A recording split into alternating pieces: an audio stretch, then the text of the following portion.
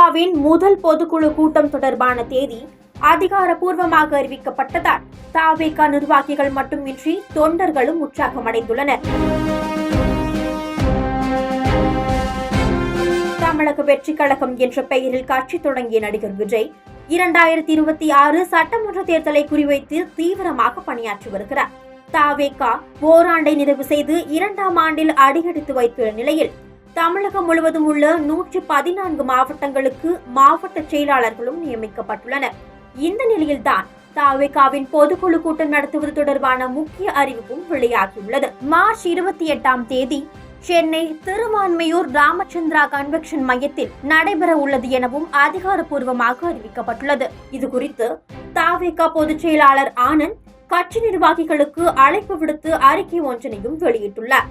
தமிழக வெற்றி கழக பொதுக்குழு கூட்டம் மார்ச் 28ஆம் தேதி காலை சென்னை திருவான்மையூர் ராமச்சந்திரா கன்வென்ஷன் மையத்தில் கழக விதிகளின்படி கழக தலைவர் தலைமையில் நடைபெற உள்ளது.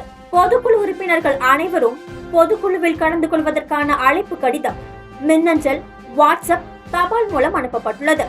பொதுக்குழு உறுப்பினர்கள் அனைவரும் தங்களுக்கு அனுப்பப்பட்டுள்ள அழைப்பு கடிதம் மற்றும் தலைமை கழகத்தின் அடையாள அட்டை ஆகியவற்றுடன் வருகை தந்து பொதுக்குழு கூட்டத்தில் கலந்து கொள்ள வேண்டும் எனவும் குறிப்பிடப்பட்டுள்ளது. தாவேகாவின் முதல் பொதுக்குழு கூட்டம் என்பதால் விஜய் பங்கேற்பார் என்பதால் தாவேகா நிர்வாகிகள் மட்டுமின்றி தொண்டர்களும் உற்சாகமடைந்துள்ளனர்.